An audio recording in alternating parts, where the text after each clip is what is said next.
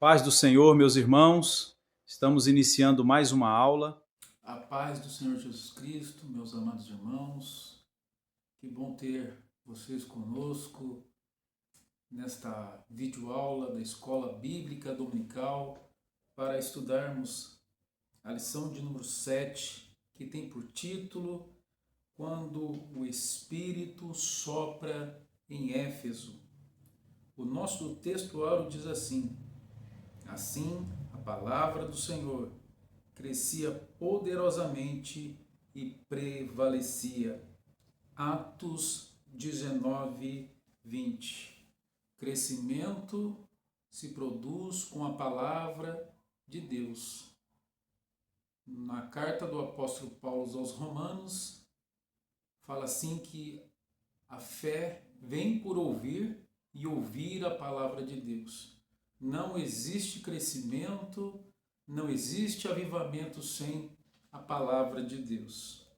A nossa verdade prática diz assim: onde o Espírito Santo é derramado, a palavra é confirmada com poder, o pecado é confrontado e vidas, famílias e cidades são transformadas.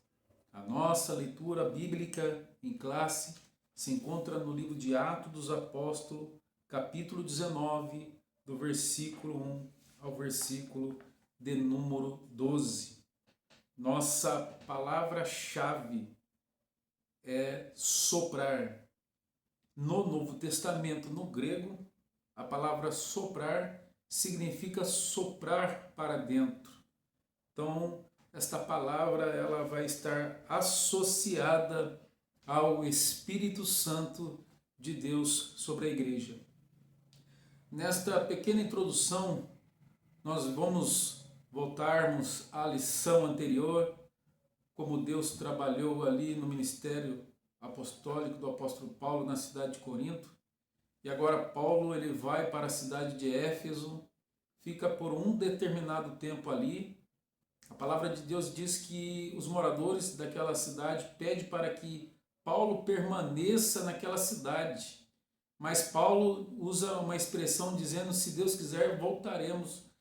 É como se ele estivesse dizendo que certamente, se a vontade de Deus prevalecesse naquele momento, ele retornaria. E é claro que era o projeto de Deus. Deixa eu fazer aqui uma aplicação para nós nos dias atuais, que nem toda porta aberta é uma oportunidade de Deus. Vejamos o contexto em que Paulo estava na cidade de Éfeso. Ele prega a palavra na sinagoga a judeus, a alguns gregos. Ele sai daquela cidade, ele usa a expressão: se Deus permitir, se Deus quiser, se for a vontade de Deus, certamente nós retornaremos. Então, nem toda porta aberta é uma oportunidade de Deus.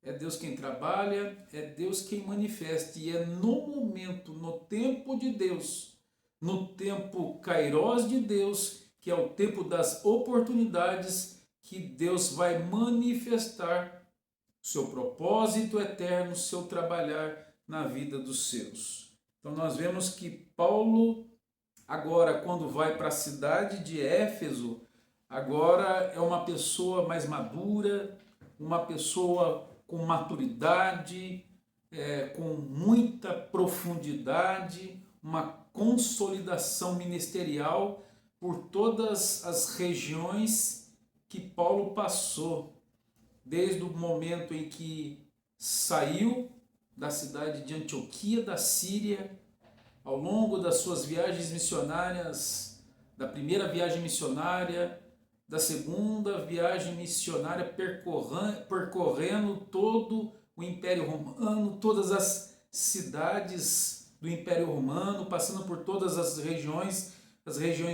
da Galácia, a região da Panfilha, a região da Frígia, atingindo na segunda viagem missionária a região da Macedônia, a região da Caia, toda a região da Grécia, territórios da Grécia. E agora nós vamos ver ele chegando na cidade de Éfeso, que é a cidade que é a capital da região da Ásia Menor.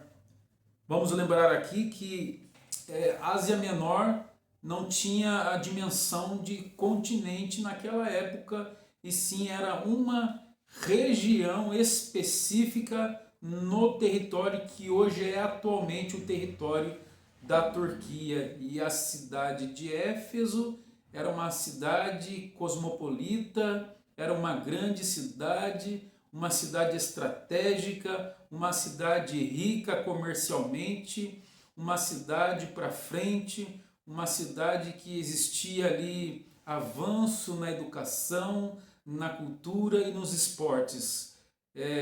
Ela teve o seu auge, na verdade, nos tempos do Império Romano. No passado, essa cidade ela foi edificada pelos jônicos. Esses jônicos eram uma população antiga grega, eram os antigos gregos, mas que quando o Império Romano estabelece o seu reino em todo aquele território, começa o seu apogeu, a cidade começa a avançar. Todos nós sabemos que quando o Império Romano se estabelece, a engenharia avança, as grandes construções são lançadas em todo o território do Império Romano. Os romanos começam a construir vias, não é verdade? Uma das grandes e famosas rodovias, vias, que até hoje se pode visitar e conhecer na cidade de Roma. Da cidade de Roma é a estrada, a via de Ápia. Então, os romanos estabeleceram avanços, grandes avanços tecnológicos e na área da engenharia, e trouxe um grande avanço em todo o seu império. E não foi diferente na cidade de Éfeso, uma cidade rica, uma cidade próspera, capital da Ásia Menor. Vamos para o nosso tópico 1, que tem por título O Espírito Santo sobre o ministério de Paulo. Subtópico 1, a restauração da verdadeira doutrina. Quando Paulo ele retorna para a cidade de Éfeso, porque ele volta para a cidade de Antioquia da Síria, vai até a cidade, desce para a cidade de Jerusalém, retorna, e assim ele vai retornar depois para a cidade de Éfeso. É só nós olharmos o contexto ali do capítulo 19, que antecede os últimos versículos, são os últimos versículos do capítulo 18, vai comentar essa viagem do apóstolo Paulo antes de ele dar seu início nessa terceira viagem missionária. Quando Paulo ele chega na cidade de Éfeso, ele vai encontrar ali alguns discípulos que não conheciam o batismo no Espírito Santo. E aqui eu quero dizer para vocês que as doutrinas, as verdades pentecostais, ela não foi criada nos grandes movimentos de avivamento, como nós vamos ver mais aqui para frente da nossa lição, mas que ela começou na festa de Pentecoste, da promessa que Jesus, no livro de Atos dos Apóstolos, no capítulo 1, diz: ficai em Jerusalém até que do alto sejais revestido de poder, ser-me-eis as minhas testemunhas, tanto em Jerusalém como toda a Judéia e Samaria e até os confins da terra. Jesus já estava estabelecendo aqui um tratado missiológico para os discípulos, para os apóstolos, dizendo: ficai em Jerusalém. Jerusalém é as missões locais, em toda a Judéia e Samaria, são missões regionais, e até os confins da terra, né? Que são as missões transculturais, e missão transcultural. Então nós vamos ver que quando Paulo chega na cidade de Éfeso, ele vai encontrar alguns discípulos que somente conheciam o batismo de João. Eram os discípulos que eram discípulos de João Batista, que conheciam a fé em Cristo, mas não tinham recebido a graça do Espírito Santo. eles não tinham recebido o batismo no Espírito Santo. Note que lá no livro de Atos Apóstolos, a casa de Cornélio recebe a mensagem de Pedro, e a palavra de Deus ali no livro de Atos Apóstolos vai falar que todos ali daquela casa foram cheios do Espírito Santo. Então, a doutrina pentecostal, as verdades pentecostais, ela não se restringiu aos grandes movimentos do Espírito Santo ao longo da história da igreja. Mas, na verdade, esse fogo foi se apagando conforme a igreja foi se unindo ao Estado. Esse esfriamento espiritual começa quando a igreja se une ao Estado, quando Constantino ele abraça a fé cristã, e depois nós vamos ver que ali o Império Romano todo abraça o cristianismo como a religião oficial de todo o Estado. Nós vamos ver pessoas entrando no clero, pessoas que não tinham a sua confissão em Cristo Jesus, pessoas que não tinham experiências com o Espírito Santo, agora são as pessoas que estão sendo ordenadas na igreja, e houve esse esfriamento até nós conhecermos a história da Reforma Protestante por Martim Lutero.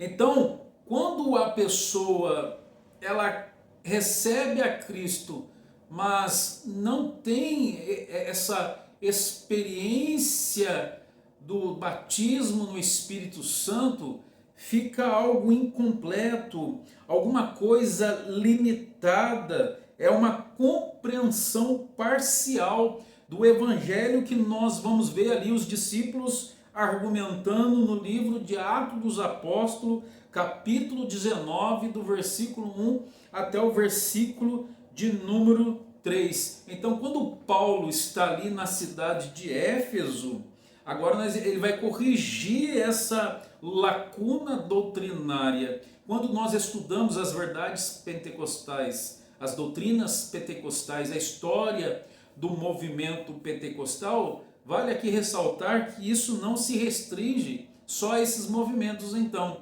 nós vemos o manifestar, o trabalhar, o operar do Espírito Santo ao longo do tempo. Nossos irmãos sensacionalistas, aqueles que acreditam que o Espírito Santo, que as manifestações do Espírito Santo, como as grandes curas divinas, as operações de milagres, o falar em línguas, a interpretação de línguas, os 9 dons do Espírito Santo cessaram, somente foram na época apostólica. Mas o Espírito não se restringe ao tempo, porque a palavra de Deus diz no livro de Hebreus que o nosso Deus é o mesmo Deus de ontem, de hoje e será eternamente. Quem muda é o homem, quem muda as suas ações, quem muda as suas atitudes não é Deus e sim o homem. O homem foi mudando conforme o passar do tempo, mas Deus continua operando, trabalhando, manifestando a sua graça, o seu poder e a unção do Espírito Santo sobre as nossas vidas. Então, esses discípulos, eles tinham uma compreensão parcial do Evangelho. Eles não conheciam a plenitude do Espírito Santo, eles não conheciam as manifestações do Espírito Santo que estava acompanhando esta obra missionária. Em tempos de confusão espiritual, relativismo religioso, e eu posso dizer aqui até mesmo de sincretismo religioso, a restauração da sã doutrina continua sendo o fundamento indispensável para o mover do Espírito Santo. E aí eu posso deixar aqui uma palavra ali no Evangelho de João, no capítulo 16, no versículo de número 13. Então, nesses dias tão difíceis de sincretismo religioso, nós vemos aí de relativismo religioso, de confusão espiritual. Você não sabe o que é o verdadeiro, você não sabe o que é real, o que é verdade, o que é mentira. Abrace a palavra de Deus e a graça pela unção do Espírito Santo, e você terá certeza que é Deus quem trabalha, é Deus quem opera, e em Deus não há engano. Vamos para o nosso subtópico 2, que tem por título o ensino perseverante diante da resistência. Olha, meus queridos irmãos, a cidade de Éfeso virou um lugar estratégico no ministério do apóstolo Paulo. Paulo vai ficar 3 meses ensinando e pregando para judeus e gregos na sinagoga. Existe uma grande resistência e agora eles começam a falar mal do caminho. Essa expressão caminho era a expressão que era usada para todos aqueles que abraçavam a fé em Cristo e aceitava a Jesus Cristo como o próprio Messias. Então há essa associação de caminhos com Pentecostes, né? Esse mover que houve em Pentecoste, o nascimento, né? Aliás, a inauguração da igreja. A igreja nasceu no Calvário e inaugurou-se no Pentecoste. O caminho agora é conhecido, então, o Evangelho, a graça do Senhor é conhecido como caminho. E há uma grande resistência ao caminho. Então agora Paulo vai criar estratégias para que ali naquela cidade começa o grande mover do Espírito Santo através de um planejamento perfeito que Paulo vai introduzir na cidade de Éfeso. Paulo, no seu ministério apostólico, vai permanecer 3 anos na cidade de Éfeso. Olha como tem a importância da cidade de Éfeso. O próprio Timóteo, auxiliar de Paulo, vai ser pastor da igreja em Éfeso. Segundo os pais da igreja, provavelmente o apóstolo João vai escrever o Evangelho, as epístolas e o livro do Apocalipse ali na cidade de Éfeso, porque depois de Antioquia da Síria, a cidade de Éfeso vai ser uma cidade estratégica para ganhar toda a Ásia. E Paulo vai criar uma grande estratégia naquela cidade, depois que ele prega e ensina 3 meses na sinagoga. Agora então ele vai ter alternativas na pregação do Evangelho. Em uma sociedade marcada pela intolerância à fé cristã, o texto ensina que o Espírito conduz a igreja a novos espaços sem comprometer a sua identidade. Então, o Espírito Santo vai abrir portas, vai criar janelas para a pregação do Evangelho.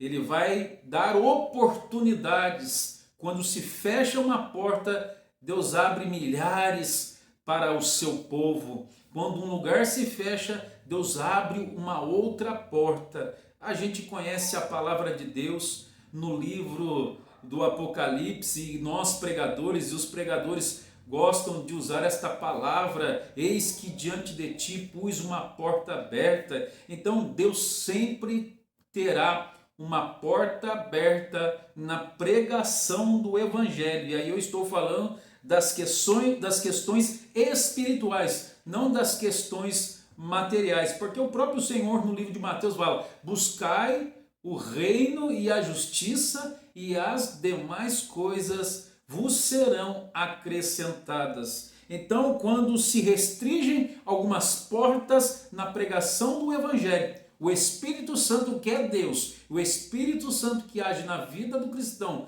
na vida do crente, começa a criar oportunidades, cenários. O Espírito nos conduz à igreja a novos espaços sem comprometer a sua identidade como igreja, como um organismo vivo, como a noiva do Cordeiro. Vamos para o nosso subtópico 3, que tem por título a formação sólida que transforma uma região inteira. Agora, Paulo, na cidade de Éfeso, depois daqueles 3 meses pregando e ensinando na sinagoga, tendo a resistência de judeus e gregos, agora cria uma alternativa. E eu creio que aqui é uma porta aberta, a escola de Tirano. No livro de Atos Apóstolos, capítulo 19, é a única passagem em todo o Novo Testamento que vai falar sobre essa escola de Tirano. Tirano pode ser o nome, nós não estamos aqui afirmando, mas provavelmente Tirano pode ser o nome de um professor ou de um filósofo, alguém na área educativa, alguém na área da educação, que agora Paulo vai ter esse espaço para pregar e ensinar o evangelho. Na escola de Tirano, Paulo vai pregar e ensinar por cerca de 2 anos. É um longo período que Paulo agora vai pregar o evangelho, vai ensinar nessa escola de Tirano. Essa escola de Tirano foi fundamental. Essa escola de Tirano foi importante na expansão do evangelho ali em toda aquela região. Porque agora Paulo vai ter um horário e existe um códex, um manuscrito que foi encontrado, chamado o manuscrito, o Códex de Bessa, que ali existe alguns comentários sobre este manuscrito, e esse manuscrito é uma variante textual que vai dizer que Paulo ele vai ensinar e vai pregar no horário das 11 às 4 horas da tarde, que é um período em que o sol está se abaixando e as pessoas costumam, num momento de descanso, ali estar parados, né, descansando. E aí Paulo, nessa estratégia de pregar o evangelho, agora com ousadia, com graça, começa a anunciar o evangelho, a palavra de Deus na escola de Tirano todos os dias. Paulo diz que todos os dias ele incansavelmente ele anunciava a palavra de Deus na escola de Tirano. Então ali podemos assim dizer que na escola de Tirano ele usou o tempo, a disciplina, a profundidade na formação espiritual. Atos capítulo 19, do versículo 9 ao versículo de número 10. A cidade de Éfeso era uma cidade muito voltada para a área da educação. Fora a escola de Tirano, nós podemos dizer assim que existia um grande teatro a céu aberto na cidade de Éfeso, que comportava cerca de 25 mil pessoas. Existia também na cidade de Éfeso a Biblioteca de Celso, que era uma das mais importantes da região. Essa biblioteca só vai perder para a cidade de Alexandria, se eu não me engano, para a cidade de Pérgamo. Haviam ali no seu acervo 12 mil pergaminhos. Então ali não era só a questão de um teatro de 25 mil pessoas, não só ali a escola de Tirano, mas também havia uma biblioteca. É claro que essa biblioteca não foi construída nos tempos de Paulo, foi construída cerca de 110 depois de Cristo, mas era uma cidade que tinha ali um grande desenvolvimento cultural e educacional. E Paulo usa isso ao seu favor na pregação do evangelho. É muito interessante esse Códex de Bessa, que ele vai falar que Paulo vai usar um horário específico para poder falar do evangelho.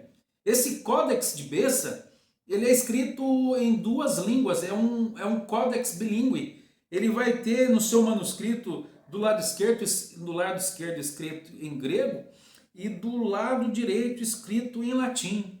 Esse manuscrito ele continha os 4 evangelhos e ele também tinha o livro de Atos. Existiam algumas partes danificadas desse códex. É um códex que era chamado texto ocidental. Ele acrescentava explicações, reorganizava algumas frases. Foi copiado por um escriba profissional, né? E esse nome de Bessa é dado ao reformador Teodoro de Bessa, porque ele se tornou proprietário no século XVI e ele entregou esse manuscrito que até hoje está na Universidade de Cambridge em 1581. Então nós vemos aí de um códex muito importante que ele vai relatar até o horário que Paulo ele usava para a pregação do evangelho na escola de Tirano, que era das 11 até as 4 horas da tarde. Não é o horário judaico, mas sim é o horário romano. Note que, e aqui é bastante importante fazer essa observação, que esse códex é uma variante textual, porque ele é o único que tem bastante variações e ele difere de muitos manuscritos do Novo Testamento, como por exemplo os textos receptos, mas é um códex muito importante para a literatura, para o conhecimento da palavra de Deus. Paulo vai usar a escola de Tirano para formar discípulos. O tempo de Paulo não é só na pregação de ganhar vidas, de ganhar os gentios, de ganhar os judeus, mas também nesta preparação. Então Paulo primeiro ganha, Paulo prepara e a partir dali as pessoas estavam sendo preparadas para pregar a palavra de Deus em todo o território da Ásia. A partir da escola de Tirano, nesses 2 anos que Paulo prega o evangelho na escola de Tirano, Paulo cria discípulos. Paulo agora desenvolve o discipulado. Olha a importância de formar pessoas através de um discipulado no trabalho da igreja. Não é só ganhar almas, mas é também ensinar a Bíblia, ensinar os princípios da palavra de Deus para aqueles que estão professando a fé em Cristo. E Paulo faz isto muito bem, prepara as pessoas no ensino consistente da palavra de Deus. Mas o que o Paulo estava fazendo? Paulo estava preparando um campo para o Espírito Santo. O ensino consiste e prepara para milagres, libertação e transformação social. São alguns aspectos importantes com a palavra de Deus que vai ser inserido nesse contexto de pregação, de discipulado, e vai se manifestar milagres, libertação e uma transformação social na cidade de Éfeso. Vamos para o nosso tópico 2, que diz assim: o derramamento do Espírito Santo e o impacto do Evangelho na cidade. Nós vamos ver no subtópico 3 do tópico 1 a transformação de uma região inteira. E no subtópico 2 nós vamos ver o impacto que o Evangelho ele fez na cidade de Éfeso.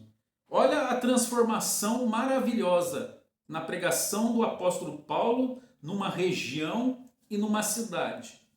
Uma porta fechada na sinagoga e agora uma porta aberta na escola de Tirano, pregando por um espaço de 2 anos.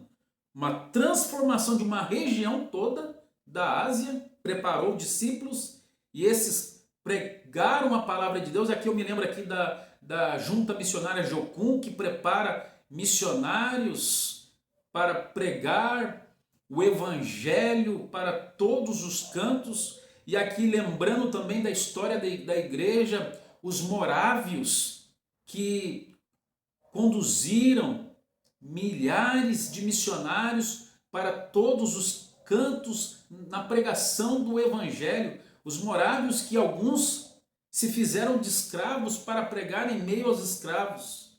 Nós vemos aqui Paulo preparando um campo, terreno, no território da Ásia, pregando a palavra, e ali uma região toda sendo transformada, e há uma transformação social. E no tópico 2, nós vemos agora a transformação de uma cidade. Subtópico 1, manifestações extraordinárias do poder do Espírito Santo. Está em Atos 19, do versículo 11 e o versículo de número 12. Nós vamos ver ali a proclamação do Evangelho na cidade, confirmada por sinais extraordinários e milagres naquela cidade.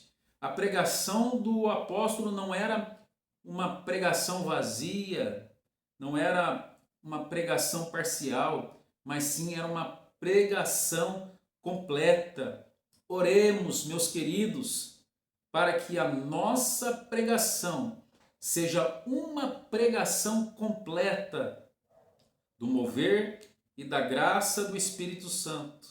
Que as palavras sejam conduzidas pelo Espírito Santo, que nós possamos orar e buscar a Deus pedindo para que estes sinais acompanhem a igreja nos dias atuais, para que as pessoas que entram enfermas não saiam da mesma maneira, mas sejam transformadas no seu interior, mas também sejam transformadas no seu exterior, porque eu creio, nós cremos num Deus que continua operando milagres, nós cremos num Deus que continua fazendo maravilhas no meio do seu povo, e é o que nós devemos fazer e pedir a Deus que Ele continua realizando esses milagres extraordinários na sua igreja. Eu me lembro perfeitamente, minha mãe estava com um nódulo no seio e ela foi fazer um tratamento na cidade de Lorena,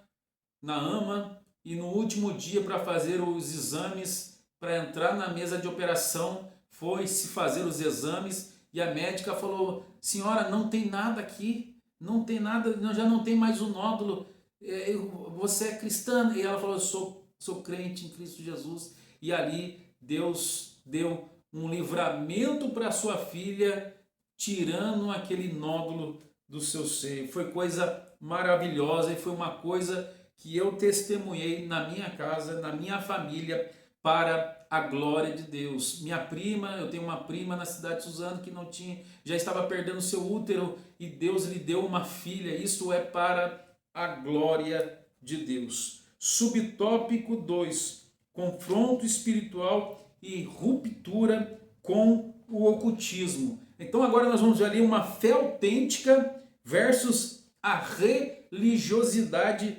vazia da cidade de Éfeso. A cidade de Éfeso, ela tinha o grande templo de Artemis, que no latim, né, na língua romana, na língua do latim, era Diana dos Efésios. Ela tinha um dos maiores templos de todo o Império Romano. Era muito grande esse templo, como você pode ver nas imagens. Era um templo bonito, era um templo chamativo. Todas as pessoas da região iam até a cidade de Éfeso. A cidade de Éfeso era também uma cidade próspera na área do turismo, porque muitas pessoas ao longo do ano visitavam aquele templo de Artemis, que foi considerado uma das 7 maravilhas do mundo antigo. Então as pessoas de todas as regiões iam para aquela cidade. Havia muito ocultismo, muita magia naquela cidade. Nós vamos ver um episódio dos filhos de Cefa que foram envergonhados, não é verdade? Quando foram expulsar os demônios. E os demônios disseram, eu conheço a Jesus que vocês pregam, eu sei quem é Pedro, mas quem sois vós? Né? E a palavra de Deus vai dizer ali no livro de Atos dos Apóstolos que aqueles moços tomaram uma surra daqueles demônios porque não tinham uma fé autêntica. Eles usavam o nome de Jesus Cristo como fosse uma palavra mágica para poder expulsar demônios. Mas a palavra de Jesus não é uma palavra mágica. Muitas pessoas hoje usam o nome de Jesus em vão. Muitas pessoas usam o nome de Jesus em muitas brincadeiras, mas não é para levar o nome de Cristo na brincadeira ou como uma palavra mágica, porque o nome de Jesus é um nome poderoso, a palavra de Deus que toda língua confessará que Jesus Cristo é o Senhor, todo joelho se dobrará e vai dizer que Jesus Cristo é o Senhor para a glória de Deus Pai. O Espírito Santo produz arrependimento visível e transformação concreta. Nós vamos ver que o Espírito Santo ele vai produzir sentimento de abandono do pecado, um sentimento das pessoas sentir as suas sujeiras, os seus pecados naquela cidade. Haverá uma grande transformação social numa cidade corrupta, numa cidade idólatra, numa cidade da magia, numa cidade do grande templo de Artemis, uma cidade da magia, se propagava a magia naquela cidade, e nós vemos a ação do mover do Espírito Santo, o apóstolo Paulo na sua pregação do Evangelho, e aquelas pessoas abandonando a sua vida de pecado, deixando a idolatria, deixando a religiosidade vazia e aceitando a Cristo como Senhor e Salvador das suas vidas. Subtópico 3, a palavra que cresce e transforma uma cidade inteira. Nós vamos ver aqui, irmãos, que a palavra ela não somente transformou aquela cidade inteira, mas foi um grande avivamento espiritual na cidade de Éfeso. Nós vamos ver que desde Atos dos Apóstolos, lá desde o começo dos seus capítulos, o mover do Espírito Santo na vida daqueles que estavam no cenáculo, que foram cheios do Espírito Santo e começaram a falar em línguas, e todos os judeus de outras regiões que não falavam hebraico compreendiam aquilo que falava na sua língua materna. Nós vemos a pregação de Pedro, ali uma mensagem transformadora, transformação, arrependimento, e ali 3.000 almas agregadas à igreja na cidade de Jerusalém, do poder através da ação do Espírito Santo que transforma uma cidade inteira. Que nós possamos pedir a Deus para que um grande avivamento possa despertar a nossa igreja, a igreja local. A igreja ela tem dois aspectos, aspecto local e aspecto universal. Eu me refiro à única igreja que foi comprada pelo sangue de Jesus Cristo derramado na cruz do Calvário. E é isso que nós pedimos a Deus, um grande avivamento espiritual, assim como o profeta Abacuque proferiu: aviva, Senhor, aviva e notifica, faz dela conhecida aos anos, aviva a sua obra, Senhor. Vamos para o nosso último tópico, é o tópico 3, a manifestação do poder de Deus entre os gentios. Subtópico 1, o impacto do derramamento do Espírito em uma cidade. A cidade de Éfeso, ela era majoritariamente gentílica, né? Existia sim uma comunidade de judeus naquela cidade, mas uma cidade que tinha, segundo Wagner Gabi, pastor Wagner Gabi, é uma cidade de 600 mil habitantes, e aí eu me refiro ao livro de apoio da nossa revista, que essa cidade tinha cerca de 600 mil habitantes, e eu vou te mostrar o mapa da cidade, como era uma cidade próspera, uma cidade rica, e vou deixar algumas fotos para você ver que existe um sítio arqueológico até nos dias de hoje ali na Turquia, sobre os escombros da cidade de Éfeso, umas ruas pavimentadas de mármore. Então você vê como era rica e próspera aquela cidade, mas era uma cidade só de gentios, né? Quando a gente usa a palavra gentil, referimos todos aqueles que não são de Israel, da onde vem a semântica da palavra etnia. A palavra etnia, ela vem da raiz da palavra gentil. Então nós vamos ver aqui que era uma cidade majoritariamente gentílica, mas nós vemos ali o mover do Espírito Santo, o ensino fiel da palavra, arrependimento genuíno. Não é um arrependimento somente de boca para fora, não. É um arrependimento que saia de dentro para fora. Uma mudança nunca começa por fora. Uma mudança sempre começa por dentro. Não queira mudar as pessoas pelo exterior, porque quem começa a trabalhar é o Espírito Santo. Quem convence o homem é o Espírito Santo. Então, o Espírito Santo ele vai trabalhar de dentro para fora num arrependimento genuíno.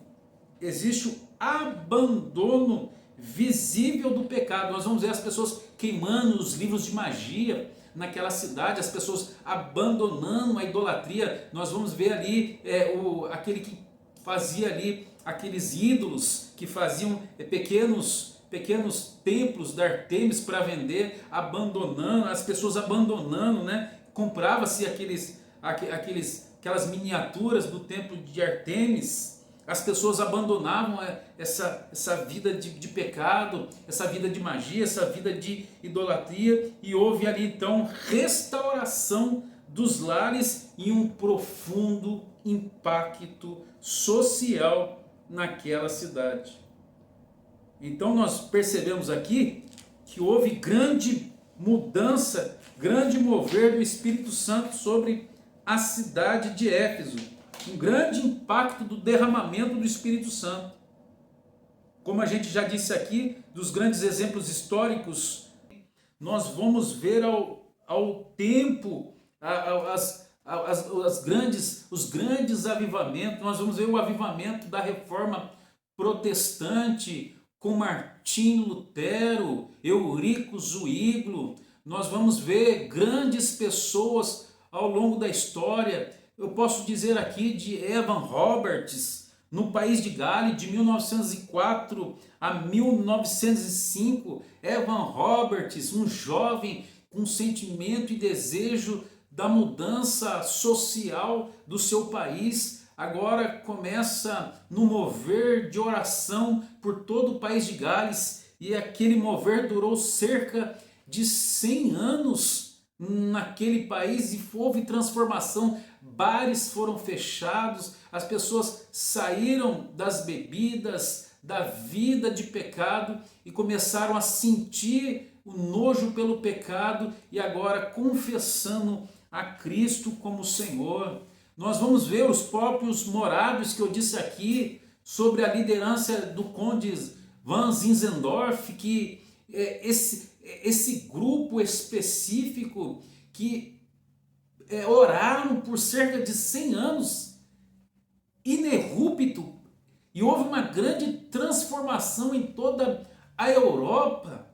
Por que nós não dizermos dos grandes despertamentos nos Estados Unidos? Por que não dizermos de John Wesley, os irmãos John Wesley e Charles Wesley? Por que não falarmos de George Whitefield, que dizia que a sua paróquia era o ar livre, que reunia e agregava 200, 300 e até 500 mil pessoas na pregação ao ar livre, pregando a palavra de Deus. Jonathan Edward, mude, por que não falarmos do grande avivamento espiritual que antecedeu o movimento da Rua Azusa, que é o movimento de santidade nos Estados Unidos, e que em 1906, através da vida de um negro chamado William Joseph Seymour, um homem iletrado, mas que conhecia toda a Bíblia Sagrada só pelo ouvir, numa época de segregação racial nos Estados Unidos, ele ouve o Evangelho e há uma grande transformação daquela região, de toda aquela região dos Estados Unidos, o grande avivamento da Rua Azusa, e ali as pessoas de todos os lugares do mundo iam. Então nós vemos ali o grande mover espiritual nos Estados Unidos a partir da Rua Azusa. E quando os missionários Gunnar Ving e Daniel Berg vieram para o Brasil, se estabeleceram na cidade de Belém do Pará e fundaram a Igreja Evangélica Assembleia de Deus, num grande mover do Espírito Santo no território da região norte do nosso país. E nós conhecemos aqui a maior igreja do Brasil, é a Assembleia de Deus, se eu não me engano, com cerca de mais de 20 milhões de pessoas. É o Evangelho, é a transformação do poder através da ação do Espírito Santo que transforma uma cidade inteira.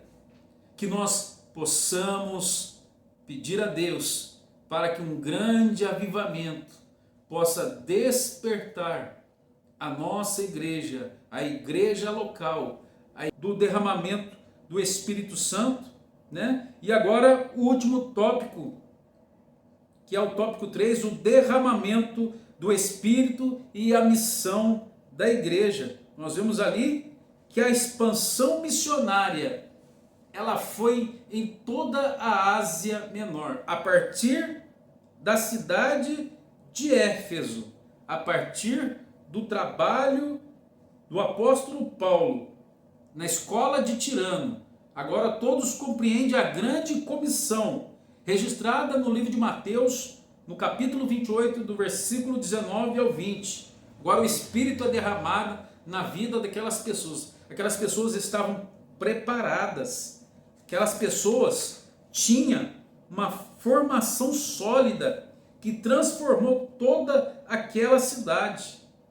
Nós vamos ver que o Espírito Santo trabalhou por completo, salvou, libertou, trabalhou, operando na vida social dos gentios ali de Éfeso.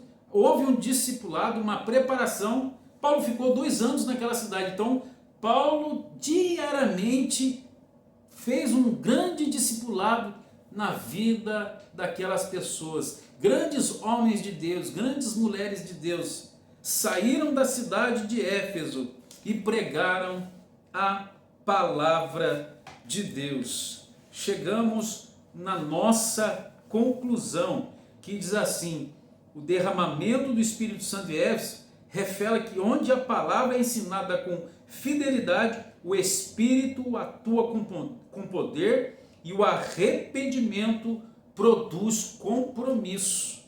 Primeiro tem que ter compromisso com a palavra. Primeiro tem que ter tempo para a palavra.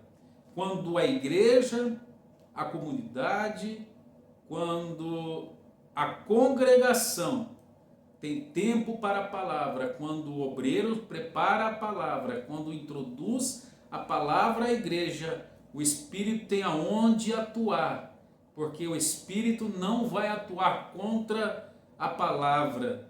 As pessoas podem trazer doutrinas estranhas, mas quando uma igreja é preparada, quando uma igreja ela é disciplinada na palavra, é doutrinada na palavra, a igreja não come qualquer coisa. A igreja é preparada e assim há um terreno fértil para que o Espírito Santo ele possa atuar na sua igreja.